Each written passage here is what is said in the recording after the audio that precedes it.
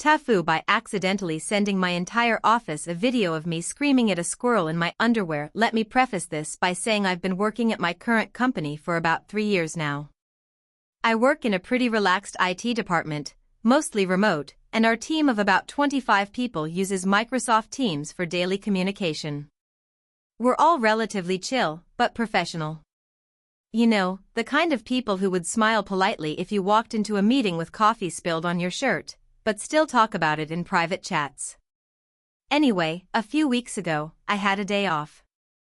I live in a decent suburb, and the weather was finally nice enough that I had the windows open and the patio door cracked. I was enjoying my lazy Friday morning in the most cliché way imaginable: boxers, t-shirt, no responsibilities, coffee in hand, scrolling Reddit on my phone. I was in the zone. That's when I heard it. A low scratching noise. At first, I thought maybe it was the neighbor's cat, but no. It was inside. I froze. I live alone, so any unexpected noise in my house is instantly suspect. I did that cartoon character tiptoe over to the kitchen and saw the source of the noise: a fat, disoriented squirrel perched on my kitchen counter, sniffing my cereal box like it owned the place. Now I don't know if you've ever been face to face with a squirrel in your home, but it is surprisingly terrifying. They're twitchy, unpredictable, tiny, furry, caffeinated maniacs with claws. I panicked. Not rational panic. Primal, caveman-style panic. I screamed. Loud. Like horror movie final girl scream. I grabbed the first thing I saw, a spatula, and started waving it like I was fending off a dragon. The squirrel, equally panicked, launched itself off the counter and bolted. Not outside, of course. No. That would make sense. It ran into my living room, then did this cartoon loop-de-loop thing around my lamp before disappearing under my couch. This is where it escalated. I wanted to film it. Why? I don't even know. Maybe for proof that I wasn't losing my mind. Maybe because I thought I could upload it and get a few cheap laughs. Whatever the reason, I flipped open my laptop, activated the webcam, hit record, and started narrating like some low-budget nature documentary. All while still in my boxers. Here we have the noble beast, terrified and confused, I whispered dramatically, crouching by the couch. His natural habitat, not here. I poked under the couch with the spatula. The squirrel shot out like a missile. I screamed again. It ran up the side of a bookshelf and launched itself onto the curtain rod. At this point I had dropped the spatula and grabbed a broom, still recording, still yelling. At one point I shouted, "Get out, you little furry goblin," in a voice that cracked mid-sentence. Eventually, the squirrel made a dash for the door and I managed to kick it open wide enough for it to bolt out like a tiny brown blur. I stood there, panting, shirt half off, broom in hand, like I'd just slain a dragon. I ended the video with a triumphant and stay out, and a very unfortunate close-up of my face, sweaty and still mildly horrified. Now here's where I truly